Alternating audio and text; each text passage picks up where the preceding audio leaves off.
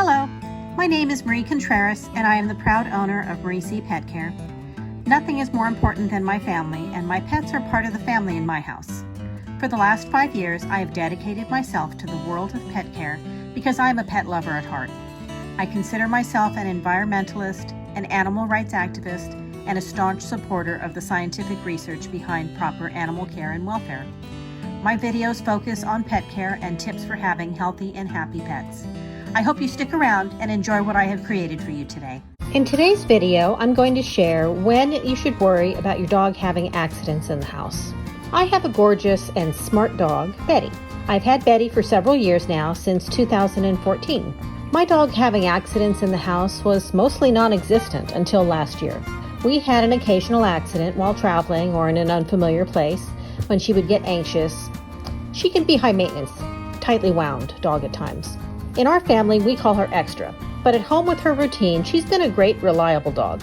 Around June of last year, Betty got a urinary tract infection. She had accidents daily while suffering from this infection. The bacteria were resistant to antibiotics, so she would seem to improve, and then several weeks after the medication had been taken, the infection would recur. This cycle happened a couple of times.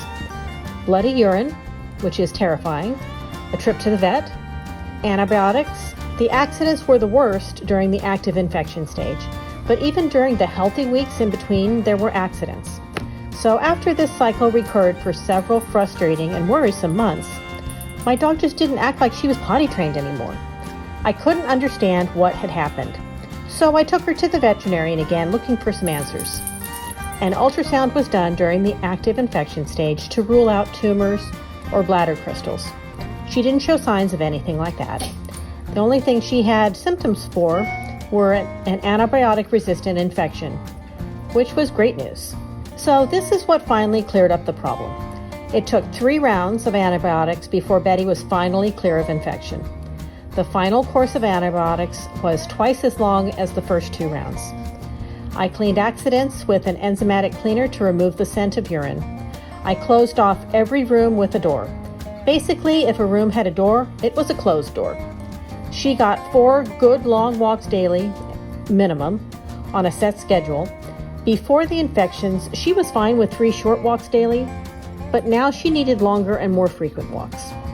At night, I didn't allow her to free roam the house anymore. She slept in the bedroom with me, and I closed the door. This kept her from going potty in the bedroom. Initially, she slept in her crate, which she likes to do.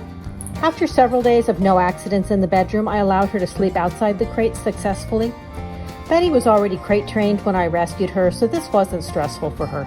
She is comfortable in her crate, and she seeks it out for refuge on her own regularly.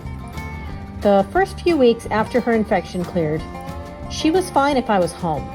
But when I left for a few hours to go on dog walks, she would have big accidents if she was uncrated and left to free roam. So I crated her at first when I would leave. That kept her from having accidents. Because my work schedule was light at the time, I could come home every couple of hours and let her out and hang out with her. Basically, I had to potty train her all over again. There are also a few things that I tried that didn't work. I tried putting down pee pads everywhere that she had accidents. She didn't always use the pee pads. I cleaned up the accidents with regular cleaners, and she kept going back to the same spots. Then my little Chihuahua started joining her in the same spots. I had never used pee pads in the past, so she wasn't really sure what to do with them initially. I also tried some holistic supplements that had probiotics and prebiotics to help prevent future infections, but I didn't really see any lasting change or improvements using those. I thought they helped at first, but then she would get sick again. However, she was still in the infection cycle when I tried those. I can't really give an accurate review of them. It was never determined what caused the infections in the first place. So far, so good, though. I can't help but wonder if she just needed longer, more frequent walks, which gives me pangs of the dog mom guilt. I am not a trainer or a veterinarian. I walk and take care of dogs during the day, and I love my Betty and my Eddie, and this is what my perspective is based upon. I'm happy to write that after several weeks of the infection being cleared, Betty is back to her usual self and hasn't had an accident for months now. I am very thankful that she is not having accidents anymore. What a mess. If you enjoyed this video, nudge the like button. If you would like to see more like this, consider subscribing. If you would like to read the blog or check out my new book, I'm going to leave links to them in the description. Thank you for watching.